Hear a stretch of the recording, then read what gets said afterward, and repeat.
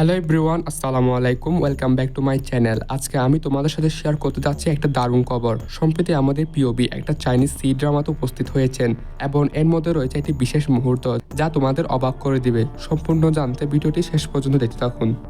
বিভিন্ন সি ড্রামার ভক্তরা একেবারে চমকে গেছে যখন তারা জানতে পেরেছে যে বিটিএসের সদস্য কিম তায়ং বা বি তাদের সাম্প্রতিক ড্রামা দ্য ফার্স্ট ফরেস্টে একটি বিশেষ চরিত্রের মধ্যে উপস্থিত হয়েছেন। তবে এটি সরাসরি বি নয়, তার নাম এবং ছবি অবশ্যই দেখা গিয়েছে ড্রামার মধ্যে।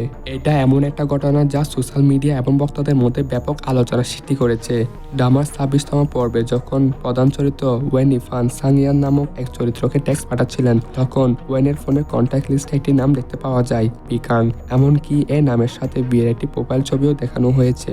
এটা ছিল খুব এক্সাইটেড একটি মুহূর্ত, কারণ সাং ইয়ানের ফোনে 10টি আনরিড মেসেজ ছিল যেগুলো আসছিল বিকাং থেকে। সুতরাং বিয়ের উপস্থিতি একেবারে ভিন্নভাবে ড্রামায় এসেছে।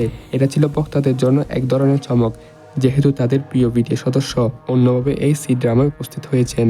এই ঘটনাটি সোশ্যাল মিডিয়া প্ল্যাটফর্মে খুবই দ্রুত ভাইরাল হয়ে যায়। অনেক বিটিএস আর্মি টুইট এবং কমেন্ট করেছে বি এখন এভরিওয়ার। তাদের মতো ভক্তরা আরও জানাচ্ছে তারা আশা করে যে এটি বিয়ের একটি অভিনয়ের প্রতি ইঙ্গিত হতে পারে, বা হতে পারে ভবিষ্যতে তাকে আরও বড় কোনো প্রজেক্টে দেখা যাবে। তবে এই মুহূর্তটি নিয়ে সবার মধ্যে বেশ উত্তেজনা রয়েছে, কারণ এটি নিশ্চিতভাবে বিটিএস আর্মিদের জন্য একটি অবিস্মরণীয় অভিজ্ঞতা। কিম তায়ং এর সাথে ভক্তদের সংযোগ কেবল তার গানের মধ্যে নয়, বরং এই ধরনের অভিনয় দিয়েও।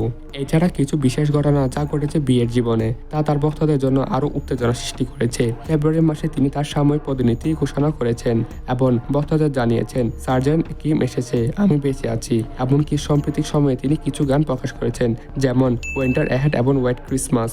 যেহেতু বি বর্তমানে সাময়িক দায়িত্ব পালন করছেন, তাই তার ভক্তরা অপেক্ষা করছেন তার মুক্তির দিনটির জন্য, যেটি 2025 সালে জুন মাসে।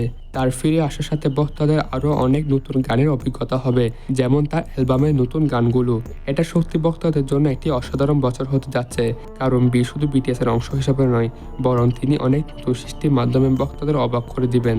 তাহলে তোমরা কি মনে করো, বি কি অভিনয় করার জন্য প্রস্তুত? বিকে এই ড্রামাতে দেখে তোমাদের কেমন লেগেছে এবং তোমাদের প্রিয় কোরিয়ান ড্রামা কোনটা তা কমেন্টে জানাতে পারো। আজকের ভিডিও এই পর্যন্ত। আশা করি ভিডিওটা ভালো লেগেছে। যদি ভালো লেগে থাকে তাহলে লাইক, কমেন্ট, শেয়ার এবং সাবস্ক্রাইব করতে ভুলিও না। পরবর্তী নতুন একটা ভিডিওতে দেখা হবে। ধন্যবাদ।